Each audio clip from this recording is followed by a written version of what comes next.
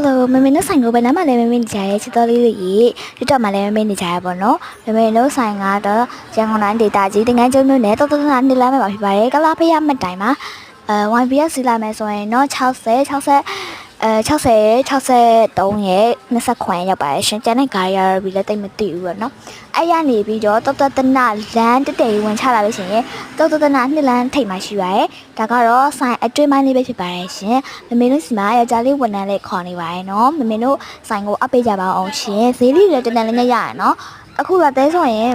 ပုံဖော်ရကနေစပြီးတော့ဟို1000ကနေစပြီးတော့ဗောနော်ပုံဖော်ရဒီအားစုပါ4000လောက်ထိပဲကြောင်းဖြစ်ပါရဲ့ရှင်4000လောက်ကိုယ့်ရဲ့စိတ်ကြိုက်ရပါတယ်လက်သေးနေ1ကလာဆုံးမဲ့ဆိုရင်လည်း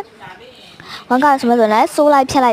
က်လုပ်ပြီးရွေးပြပါရဲ့ရှင်ဒါကတော့အဲ့တကြက်ကိုချီကလင်းစင်းကင်ပေးနေရဖြစ်ပါရဲ့ရှင်ဒါချီကလင်းစင်းလေးတခြားလေးကင်ပေးရပါနော်ချီကလင်းစင်းက free ပါ review ဆိုင်မှာဆိုသွားတဲ့လက်သေးလေးတွေဆို review တော့အလကားဖြတ်ပေးတယ်ပြီးလို့ရှိရင်အလကားဖြတ်ပြီးတော့လို့ရှိရင် review စီမှာမဆိုးတခြားဆိုင်ရဆိုလာတဲ့ဟာလေးဆိုရင်တော့ဗောနော်900လားယူပါရှင်